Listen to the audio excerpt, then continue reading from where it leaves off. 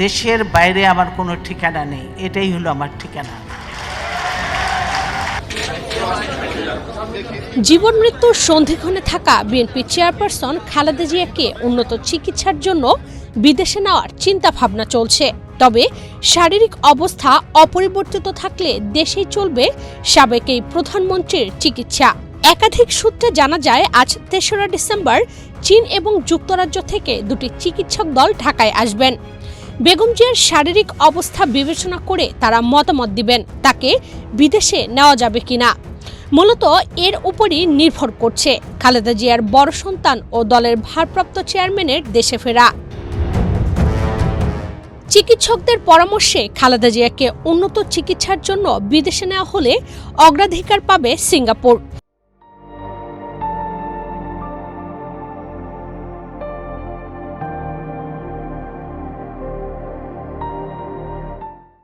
সেক্ষেত্রে তারেক রহমান তখন সিঙ্গাপুরে যাবেন, কিংবা বেগম জিয়াকে অন্য কোনো দেশে নেওয়া হলে তারেক রহমান সেই দেশেই যাবেন। যদি খালেদা জিয়াকে বিদেশে নেওয়ার পরিস্থিতি না থাকে, তবে তারেক রহমান খুব দ্রুত দেশের উদ্দেশ্যে রওনা হবেন বলে দলীয় সূত্রে জানা গেছে। গতকাল মঙ্গলবার বিএনপি মহাসচিব মির্জা ফখরুল ইসলাম আলমগীর নিজের ফেসবুক ওয়ালে প্রায় একই রকম ইঙ্গিত দিয়েছেন। তিনি লিখেছেন, বিএনপি চেয়ারপারসন খালেদা জিয়াকে বিদেশে নেওয়ার মতো শারীরিক অবস্থা পর্যবেক্ষণের পর তারেক রহমান দেশে ফেরার সিদ্ধান্ত নেবেন। আর খালেদা জিয়ার শারীরিক পরিস্থিতি অপরিবর্তিত থাকলে শিগগিরই দেশে ফিরবেন তিনি।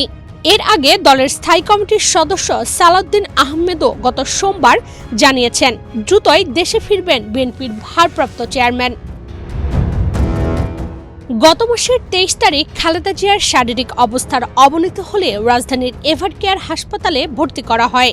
এরপর অবস্থার অবনতি হলে গত শুক্রবার শোনা যাচ্ছিল তারেক রহমান দ্রুতই দেশে ফিরছেন। এমন পরিস্থিতিতে বাংলাদেশ সময় গত শনিবার সকালে লন্ডন থেকে নিজের ভেরিফাইড ফেসবুকে একটি আবেগঘন পোস্ট করেছেন তারেক রহমান। সেখানে তিনি লিখেছেন, এমন সংকটকালে মায়ের স্নেহ স্পর্শ পাওয়ার তীব্র আকাঙ্ক্ষা যে কোনো সন্তানের মতো আমারও রয়েছে, কিন্তু অন্য আর সবার মতো এটা বাস্তবায়নের ক্ষেত্রে আমার একক সিদ্ধান্ত গ্রহণের সুযোগ অবারিত ও একক নিয়ন্ত্রণাধীন নয়। স্পর্শকাতর বিষয়টির বিস্তারিত বর্ণনার অবকাশও সীমিত। রাজনৈতিক বাস্তবতার এ পরিস্থিতি প্রত্যাশিত পর্যায়ে উপনীত হওয়া মাত্রই স্বদেশ প্রত্যাবর্তনে আমার সুদীর্ঘ উদ্বিগ্ন প্রতীক্ষার অবসান ঘটবে বলেই আমাদের পরিবার আশাবাদী। যদিও সরকারের বিভিন্ন মহল থেকে বলা হচ্ছে তারেক রহমানের দেশে ফিরতে কোনো বাধা নেই। গত সোমবার পররাষ্ট্র উপদেষ্টা তৌহিদ হোসেন বলেছেন, তারেক রহমান দেশে ফিরতে চাইলে একদিনের মধ্যেই তাকে ট্রাভেল পাস দেওয়া হবে। এদিকে গতকাল সচিবালয়ে এক ব্রিফিংয়ে তারেক রহমানের নিরাপত্তা নিয়ে প্রশ্ন করা হলে স্বরাষ্ট্র উপদেষ্টা বলেছেন, বাংলাদেশে কারো কোনো নিরাপত্তা ঝুঁকি বা শঙ্কা নেই। সরকার সবাইকে সুরক্ষিত রাখতে প্রতিশ্রুতিবদ্ধ। তত্ত্বাবধায়ক সরকার ও আওয়ামী লীগ শাসন আমলে প্রায় শতাধিক মামলার নির্যাতনের শিকার হয়ে ২০০৮ সালে সপরিবারে যুক্তরাজ্যে পাড়ি জমান তারেক রহমান। এরপর থেকে সেখানেই বসবাস করছেন।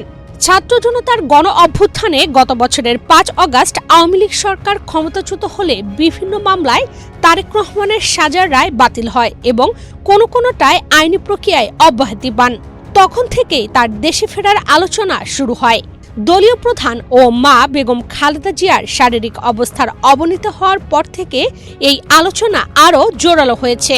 এবার দেখার বিষয়, মায়ের এই সংকটাপূর্ণ অবস্থায় কত দ্রুত দেশে ফেরেন তারেক রহমান। ইশরাত চৈতি, বাংলাদেশ প্রতিদিন।